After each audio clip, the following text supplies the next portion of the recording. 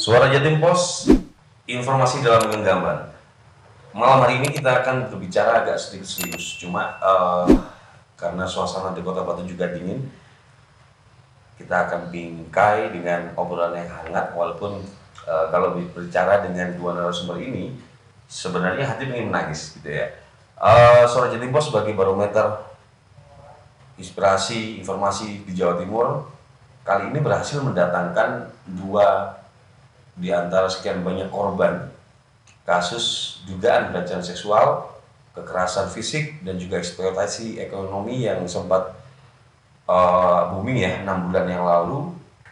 Ternyata hari ini belum selesai. Bahkan ada dua korban baru yang saat ini sedang dilaporkan, diperjuangkan haknya untuk mendapatkan jati diri sebagai manusia. Nah, malam hari ini saya akan mencoba bertanya-tanya kepada narasumber kita. Yang pertama ada Anggrek ya. Selamat malam Anggrek. Selamat malam. Ya, selamat malam juga untuk yang paling kiri dari sebelah situ ya. Saya mencoba ketawa untuk menyapa kalian ya. Saya menyapa Anggrek dulu, kemudian saya juga menyapa Edelweiss. Selamat malam.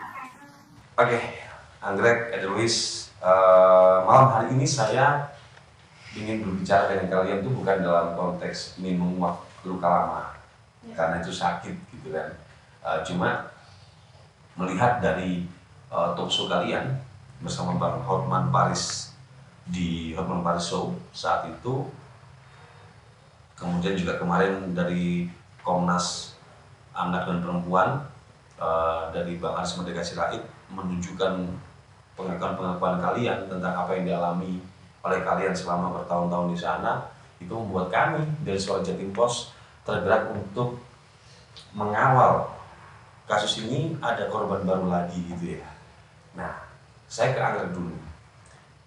Sekali lagi saya tidak mau memaksakan untuk menceritakan apa yang sudah kalian alami, karena saya berpikir semua sudah bisa menalarkan bahwa apa sih pelecehan seksual, apa sih eksploitasi ekonomi, dan apa kekerasan fisik itu. Dari 14 yang sudah dilaporkan kemarin, kalian juga dipanggil ke Polda Jawa Timur. Iya. Benar juga ya. Kalau Anggrek waktu itu dipanggil sebagai pelapornya atas dasar pelecehan atau? Pelecehan seksual, kekerasan fisik, dan juga eksploitasi ekonomi. Tiga-tiganya kamu alami? Tiga-tiga saya alami semua. Anggrek mengalami semuanya. Edelweiss? Saya lebih mengenal pelecehan seksual. Hanya itu aja? Sebenarnya ekonomi juga. Tapi yang disidik di sana hanya Saya sebagai saksi korban. saksi korban, saksi yang juga korban sebenarnya. Dan satu hal lagi yang terjadi saat itu, dari 14 yang dilaporkan hanya satu yang diproses ya. Dan celakanya sudah 6 bulan berjalan, posisi laporan tersebut hanya berada pada P18. Artinya belum P19, belum masuk dalam penyidikan, masih dalam tahap laporan. Ini luar biasa sekali ini ya. Harapan kalian, saya Anggrek dulu. Anggrek, dengan apa yang sudah kamu alami dan harus kamu lupakan, karena masa depan apa yang terjadi hari ini dan nanti yang belum terjadi harus kamu tata dengan baik lagi. Kamu pengennya seperti apa?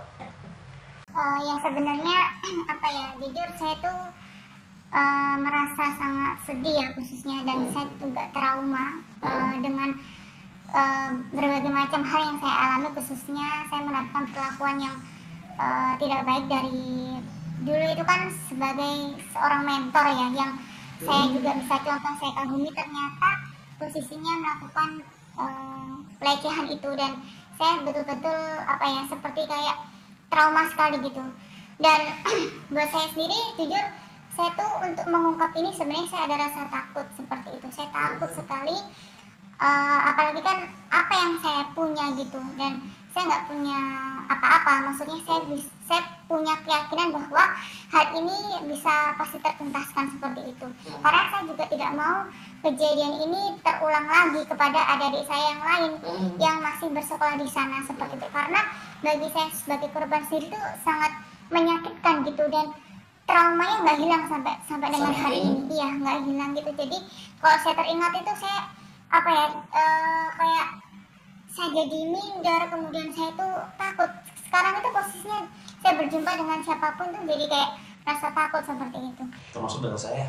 Iya. Jadi ketemu orang lain apalagi laki-laki tuh saya jadi merasa seperti takut seperti itu. Ya itu sih. Sorry, Anggrek saya boleh tanya lebih pribadi lagi. Boleh. Itu terjadi pada usia berapa kamu alamin itu? Awalnya itu waktu saya kelas 2 SMA, umur saya 16 tahun. 16 tahun. Iya. Sekarang Anggrek usia? Sekarang usia saya 28. 28 tahun. Anggrek tadi bilang trauma itu terjadi sampai hari ini, bahkan ketemu laki-laki pun yang asing ya, yang asing buat kamu masih ada kayak trauma, takut ntar aku diapa-apain gitu. Iya. Aku mau tanya lebih dalam pribadi lagi, udah punya pacar belum? Saya Ya. sudah. Calon suami atau pacar? Calon suami. Calon suami. Iya. Kamu kenal dengan calon suamimu ini setelah kejadian itu kan? Sebelum kejadian itu? Sebelum kejadian itu. Bahkan sebenarnya ya juga dia sekolah di situ juga gitu. Makanya kamu gak trauma ya? Iya. Kamu gak trauma dan Sangat trauma. kamu ada rasa kepercayaan karena dia bisa menerima apa yang sudah kamu alami gitu kan? Iya. Iya, saya terbuka apa adanya kepada dia bahwa ya ini yang saya alami dan begitu sangat menyakitkan sekali. Jadi saya nggak mau ada yang ditutup-tutupi. Saya buka semuanya bahwa ini saya buka adanya seperti ini. Dan ya sebenarnya kita mau membangun masa depan kita yang lebih bagus lagi seperti itu. Cuman apa ya, saya ingin juga keadilan ditegakkan karena menurut saya ini sesuatu yang harus segera dituntaskan karena kalau tidak akan membahayakan sekali gitu bagi adik-adik yang lain yang nggak ngerti apa-apa dan polos-polos seperti itu. Dan siapapun yang akan masuk ke sana setelah ini ya? Iya betul. Nah, saya balik ke Edelweiss ya. Edelweiss tadi kan juga mengalami ya seperti yang dialami oleh Anggrek. Nah, itu kamu usia berapa saat itu? 19 tahun. Baru awal. Kelas berapa ya? Baru lulus. Baru lulus. Loh. Baru lulus berarti sebelum ketika jadi siswa di sana nggak pernah mengalami itu? Nggak pernah ya? Oh, makanya nggak ada trauma gitu ya. Tapi kalau Anggrek tadi keluar setelah lulus nggak balik ke sana lagi? Maksudnya nggak kerja lagi di sana nggak? Setelah lulus saya kerja lagi di sana. Kenapa?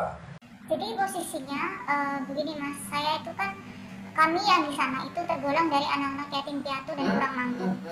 Saat kami sekolah, kami benar-benar kan pengen belajar. Waktu di sana itu kenapa lulus masih di sana? Karena posisinya di sana ada kayak tempat kerjanya, namanya Transformer Center. Nah di situ kita berjuang untuk kami bisa menghasilkan sesuatu, khususnya adalah seperti upah seperti itu. Nah supaya kami juga bisa, kayak saya sendiri, ayah sudah meninggal dan masih ada ibu sama adik-adik, jadi saya harus membiayai mereka. Istilahnya seperti ya kayak mengirim uang ke rumah seperti itu untuk biaya sekolah seperti itu. Sementara untuk cari pekerjaan lainnya juga susah ya? Iya betul. Nanti itu akan saya bahas di masalah eksploitasi ekonominya. Sekarang saya masih mau bicara masalah pelecehan seksualnya. Geser ke Edelweiss lagi. Edelweiss mengalami itu di usia 19 tahun. Sekarang Edelweiss usia berapa? 28. Trauma yang kamu rasakan sampai hari ini kah? Masih sangat berat. Sangat berat sampai hari ini. Sangat berat.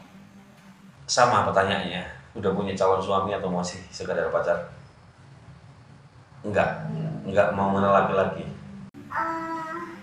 Sampai sekarang itu saya masih sering sensitif sih. Jadi kalau ketemu orang yang jauh lebih dewasa, itu jadi kayak maksudnya pikiran macam-macam untuk kayak itu. Apakah semua orang dewasa itu Seperti itu. melakukan seperti itu? Jadi kayak untuk saya kan juga maksudnya ngobrol dengan teman-teman itu disaranin untuk yang salah satu penyembuhannya yang mungkin membuka hati, tapi kan tidak semudah itu. Jadi saya masih kayak masih takut, masih nggak percaya gitu sih. Edelweiss mengalami itu di usia 19 tahun dalam posisi sudah selesai dari sekolah itu. Iya. Posisinya di sana sebagai pekerja ya. Iya. Berapa kali kamu mengalami pelecehan itu saat itu? Kurang lebih 10 hari. 10 kali dalam kurun waktu berapa tahun? Sampai 2018. Dari tahun berapa? Dari 2012. Dari 2012 sampai 2018 kamu mengalami itu dan terjadi 10 kali. Kamu bertahan kenapa? Apakah sama seperti Anggrek tadi? Alasannya? Iya, kurang lebih seperti itu. Gak ada pilihan lain. Iya betul. Jadi karena di sana juga kita selalu diomongin bahwa ya kalau kita mau berjuang buat orang tua kita, kita sebagai hero, kita harus mau sengsara, kita harus mau berkorban. Namanya kita sebagai hero itu kita harus berani sakit, berani menderita, kayak gitu. Jadi cuci otaknya seperti itu ya? Iya. Jadi kita merasa ya mungkin ini salah satu cara aku berjuang untuk kedua orang tuaku yang mungkin aku udah gak punya waktu lagi kayak gitu. Jadi mungkin lebih ke sana. Oke. Luar biasa. Cuci otaknya, mensugesti anak-anak ini untuk berpikir bahwa apapun yang mereka rasakan, rasa sakit itu, rasa sakit fisik ataupun rasa sakit batin, itu adalah sebuah perjuangan untuk menjadi seorang hero. Ini hampir sama dengan konsepnya teroris yang menganggap bahwa dengan berjihad, menghancurkan diri mereka, mengebom tempat ibadah agama lain, itu menjadi syahid atau mati tanpa dihisab masuk surga. Wah, luar biasa sekali di sana ya berarti ya. Aku mau tanya aku menarik sekali dengan Deluis ya. Kamu keluar dari sana 2018 selama Saya keluarnya 2021. baru. Iya, Januari tanggal 22. Berarti ketika berita itu meletus, Iya. kamu keluar. Iya. Dan sampai terakhir kamu mengalami pelecehan seksual kan tahun 2018. Dari tahun 2018 itu hingga hari ini, Deluis belum bisa membuka hati buat laki-laki manapun ya. Tapi ada nggak laki-laki yang kamu percaya saat ini? Nggak ada. Apa ya, Mas, sakit untuk percaya sama orang itu susah. Terutama orang yang lebih dewasa. Iya. Oke. Saya berpikir bahwa trauma healing harus dilaksanakan, harus dilakukan. Edelweiss semenjak kasus ini ditangani oleh Komnas Anak, oleh Bang Aris Mendikasi Rait. Kalau di Jawa Timur kan ada dari Komnas Anak Jawa Timur. Nah, selama ini ada nggak penanganan psikis kalian dari pemerintah, dari pihak terkait, ada nggak kalian dikasih dikasih pendampingan psikologis? Ya, jadi kita udah jalan juga, kita bersyukur juga dengan ditangani Komnas PA dan kita juga ada perlindungan dari LPSK. Dan kita udah dijalankan juga untuk psikologisnya. Ya, oke. Sebelum saya beranjak ke masalah lain, satu yang ingin saya katakan ke Anggrek sama Deluis, rasa itu berbeda dengan benda ya. Benda terlihat, tapi rasa itu abadi. Tapi satu hal yang harus kita lakukan, bahwa kehidupan ini juga abadi.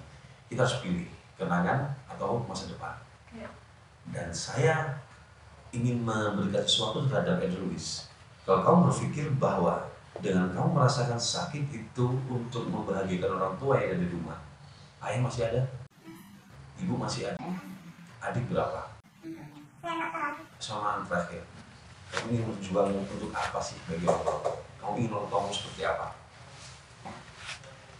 Karena ibu sama bapak saya sudah tua, jadi saya nggak mau telat untuk bahagiain. Dulu anak tunggal ya? Saya ada kakak, cuman mereka udah punya hidup pribadi masing-masing. Deluis merasa punya tanggung jawab besar untuk membagikan mereka. Kalau kamu pernah merasakan sakit, menahan sakit dari 2012 sampai 2018, menerima perlakuan yang tidak senonoh itu, kamu merasa sakit dan kamu merasa menjadi hero. Saat ini ada saatnya kamu lawan sakit, membuka hati kepada laki-laki yang bertanggung jawab. Banyak kok sebenarnya. Ya, yakinlah banyak sekali laki-laki yang bertanggung jawab di luar sana. Kamu harus bisa belajar mendongkrak itu. Kalau tidak, kebahagiaan kamu itu apa sih? Kalau nggak menemui cucu gitu kan.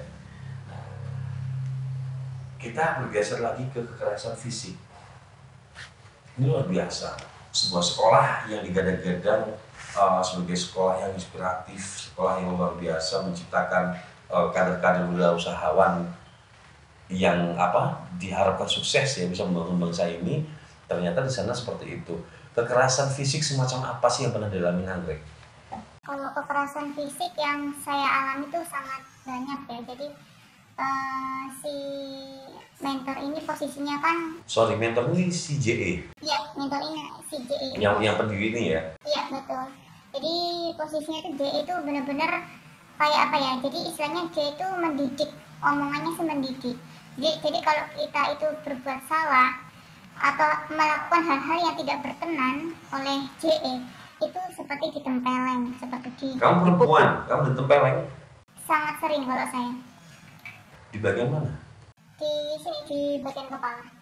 Di pelipis ya? Iya, pokoknya di sini di area kepala. Yang nempel itu hanya JE atau guru-guru lain juga melakukan itu kepada kalian?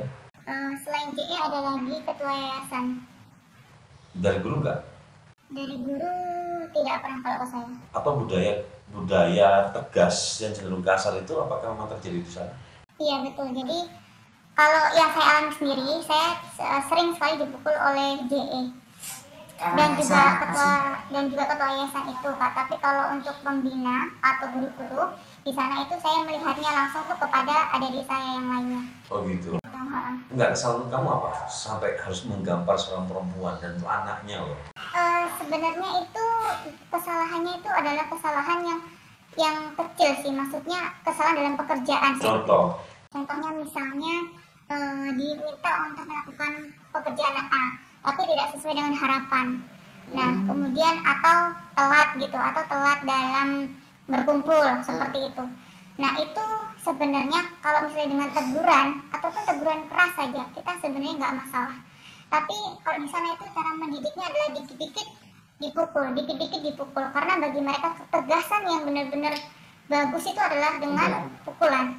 Dengan pukulan maka akan menimbulkan trauma bagi anak itu dan pasti mereka akan takut seperti itu. Kalau Edris, yang paling parah yang kamu alami dari kekerasan fisik itu apa? Ditendang terus pernah ditendang. Ditendang? Sorry, ini tak definisikan ya. Ditempeleng itu dengan tangan begini atau begini? Kalau saya ditendang ke tangan. Oh begini, Iya. Digampar gitu. Iya. Ditendang, di bagian apa? Kalau waktu itu kalau digampar di bagian wajah, kalau ditendang bagian pinggul. Kalau yang Di pinggul? Iya. Kalau itu sama ketua yayasan. Laki-laki perempuan? Wih. Laki-laki nendang anak-anak perempuan lagi ya. Dan itu dianggap sebagai budaya tegas ya. Cara mendidik seperti itu. Maaf, tadi saya mau menambahkan juga kalau saya juga pernah diludahin juga. Diludahin? Iya. Diludahin itu 2 sampai 3 kali. Karena kesalahan yang sebenarnya begini. Iya, sebenarnya sepele. Tapi ibaratkan si J ini selalu ngomongnya adalah karena dia ingin mendidik supaya bisa jadi leader yang baik seperti itu. Di depan umum? Di depan umum. Dan itu tidak hanya kalian alami sendiri ya. Semua siswa di sana mengalami semuanya. Iya. Hampir semua. Terutama yang dididik, anak-anak yang dekat dididik secara langsung. Perbedaannya apa? Jadi dia ini kan punya tim inti biasanya. Tim inti. Dari beberapa angkatan dikumpulkanlah tim inti itu. Nah, yang dekat sama J adalah tim intinya itu. Biasanya sekitar 7 sampai 10 orang seperti itu. Kriteria untuk menjadi tim inti ini harus seperti apa? Nilai tinggi, disiplin atau gimana?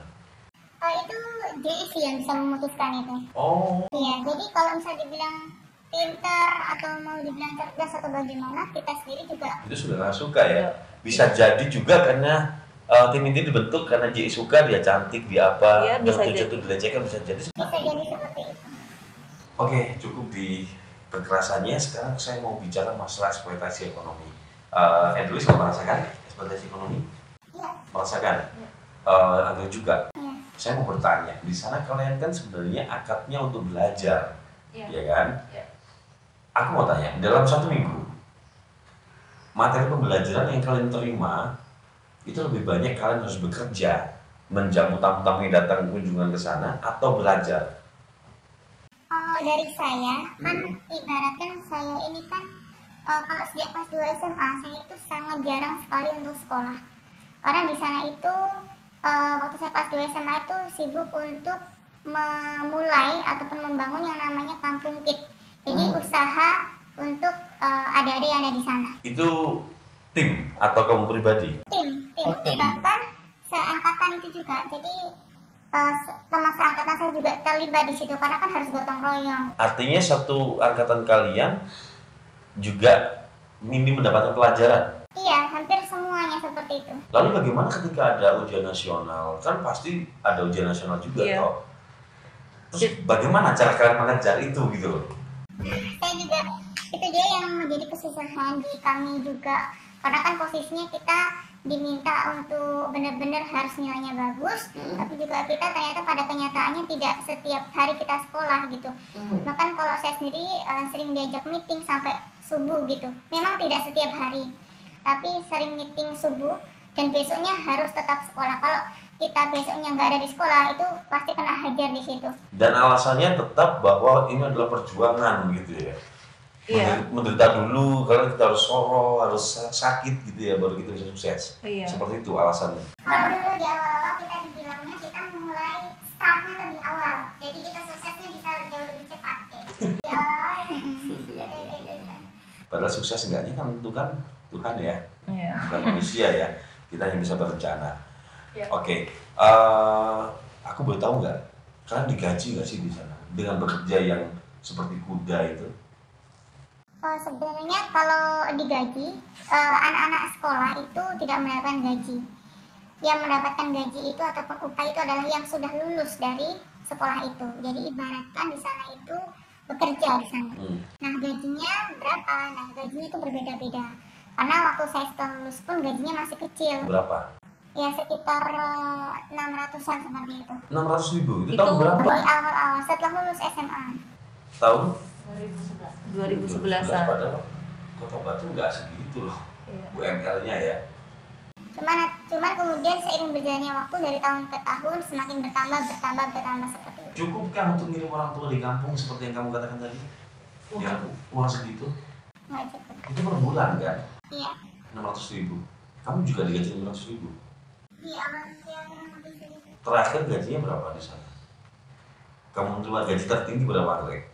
Pak, beda-beda sih. Kalau saya sampai terakhir ini 5 5 juta. Iya. terakhir. Karena kan posisinya kak saya tergolong yang senior, termasuk si Iya betul. Kalau Edris terakhir 5 juta juga. Paling tinggi Kurang lebih 4 juta. Oke.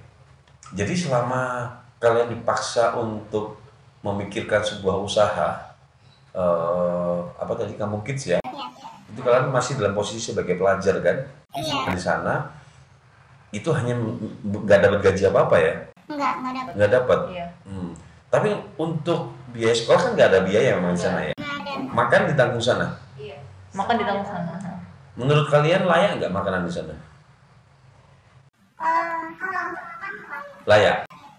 Artinya lauknya walaupun nggak mewah tapi sehat. Yang penting kan itu dulu ya, sehat dulu buat kalian itu loh. Khawatirnya kami kan makannya apa adanya, tapi sesuatu yang nggak menyehatkan kan juga malah parah gitu. Oke. Selama bekerja di sana, kalian sudah merasakan banyak hal yang kemudian apa namanya menjadi ini ya, menjadi rasa sakit di hati kalian. Ya, pergumulan hati ya. Iya. Aku keluar atau enggak gitu ya. Tapi aku boleh tanya ada nggak di sana kekerasan fisik itu yang sampai mengakibatkan cacat atau mungkin meninggal dunia? Kita terbuka aja nggak apa-apa. Kalau untuk cacat itu ada adik kelas saya sendiri ada 2 orang itu saya lihat Cacat di bagian apa? di bagian mata. Jadi posisinya itu ada luka bekas gitu. Nah di bagian mata di bagian dalamnya situ. Dan itu saya lihat dengan mata kepala saya sendiri juga. Ditendang, diinjak apa? Iya habis ditempeleng Yang nempelin itu siapa? Ketua yayasan juga atau JE? JE. JE? Iya. Ada lagi satu lagi yang sama saya satunya lagi ya di ketua yayasan gitu. Yang satunya lagi cacatnya di bagian apa? Sama di daerah kepala sini dekat matanya. Menarik. Oke, tapi soal meninggal nggak ada ya? Enggak jangan sampai. Ya, jangan sampai kita Iya. nggak ingin ya. Kita berharap cukup sampai sini aja Iya, seperti betul. itu. Nah, yang mengecewakan adalah Saat itu tokoh nasional anak Kak Seto datang ke sini bersama Ibu Dewanti Rumpoko, Wali Kota Batu, mengatakan bahwa di SMA Selamat Pagi Indonesia baik-baik saja, tidak ada apa-apa.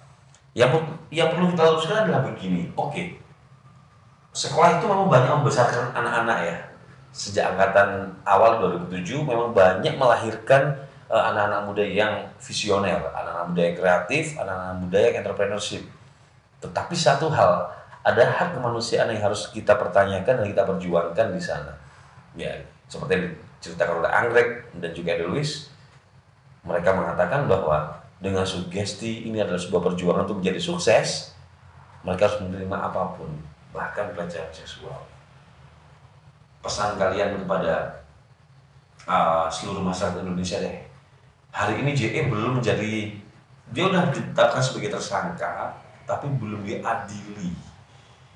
Bahkan terakhir malam ini yang dipanggil ke Polres Batu baru kepala sekolah. Nah, JE bebas berkeliaran hari ini. Harapan kalian untuk masyarakat Indonesia, untuk penegak hukum di negara kita ini seperti apa? Ya, yang saya harapkan adalah khususnya dari para penegak hukum, mulai dari kepolisian, kemudian khususnya juga atensi bagi Bapak Kapolri juga untuk bisa mengawal kasus ini, karena posisinya ini sudah lama. Kita melaporkan sejak tanggal 29 Mei dan kami benar-benar serius, maksudnya dalam artian kita tidak mungkin akan membuka aib kita sendiri, dan itu saya sendiri sebagai cewek itu kan dia malu gitu. Ini bukan sebuah sesuatu yang sangat mudah, tapi ini perjuangan kami yang benar-benar kami juga butuh dukungan gitu. Dan adik-adik kami sebenarnya banyak sekali yang mau bersuara, tapi karena dari pihak penegak hukum yang kurang cepat dalam penanganan ini, bahkan banyak beberapa adik-adik kami itu yang mempertanyakan, akankah kita di backup, akankah kita itu dapat dukungan, akankah JE itu menang dengan uangnya, dengan hartanya yang banyak, dan kita tidak menghasilkan apa-apa seperti itu. Jadi yang saya butuhkan dan saya harapkan, minta bantuan kepada para penegak hukum untuk benar-benar bisa mengawal kasus ini dan JE diadili seadil-adilnya, seperti itu. Ya. Kalau dari saya, dengan kekuatan yang kita punya, kita nggak punya kemampuan apa-apa. Kita sangat memohon bantuan semua penegak hukum, semua alimsi lembaga. Kita memohon untuk bantuannya, membawa kasus kita ini, bahkan menuntaskan kasus kita agar hukum kita tidak dipandang semakin tumpul ke bawah seperti itu, sehingga semua korban-korban pelecehan seksual khususnya itu tidak merasa semakin terkucilkan saat melapor. Karena saat saya menjalankan kasus ini itu sangat terasa sekali, karena terlalu lama mungkin itu menjadi sebuah ketakutan tersendiri. Jadi harapan saya dengan kita hadir saat ini, terima kasih banyak juga. Kita berharap sekali kita bisa dibawa ke hukum yang jauh lebih baik lagi, agar kasus kita dapat pencerahan. Luar biasa sekali. Jadi saya sampai nggak bisa bicara lagi ya. Saya malam ini nggak akan menceritakan apapun, nggak akan menanyakan apapun tentang mereka. Tapi yang jelas masyarakat Indonesia harus mengawal ini sampai tuntas. Semoga Polda Jawa Timur bisa mengawal kasus ini dan memberikan keadilan untuk mereka semuanya. Suara Pos, informasi dalam genggaman.